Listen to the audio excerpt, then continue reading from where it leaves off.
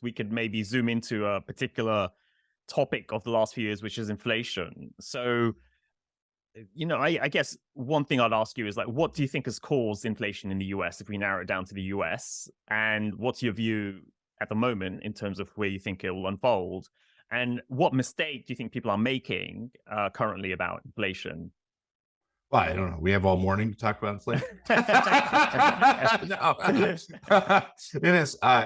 It's complicated. That's the first answer. It's complicated, and inflation in many ways is a challenging dynamic for a couple of reasons. One, we're not familiar with it. I mean, most of us are not familiar with it. Most of us have never lived through an inflationary dynamic. And then second is it's an interesting dynamic that's somewhere between a macroeconomic dynamic and a psychological phenomenon. And that is a very challenging place to try and think and understand about how things work.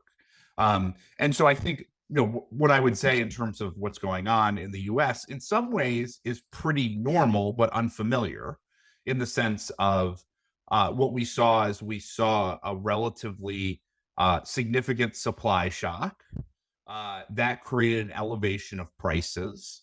The fiscal authorities eased into that supply shock, which is quite frequent. If you go back and look at inflationary episodes in the past, like fiscal easing during initial supply side inflation shocks is a very normal behavior. And what that did is they gave people money to be able to meet those elevated prices and continue their spending without the type of economic contraction that would typically be needed in order to ensure that inflation didn't move into the rest of the economy. And so the outcome of that is, again, largely what you'd expect, which is once the supply shock started to get resolved, the fact that there was elevated inflation started to create a change in people's incentives in terms of negotiating for higher wages, in particular because the labor market and growth was pretty good, right? If we had had unemployment at 15%, if it had continued at 15% after COVID, then there would be no inflation, right? We wouldn't have this problem. But instead, what happened was the economy was relatively strong and unemployment relatively low, which gave workers the ability to negotiate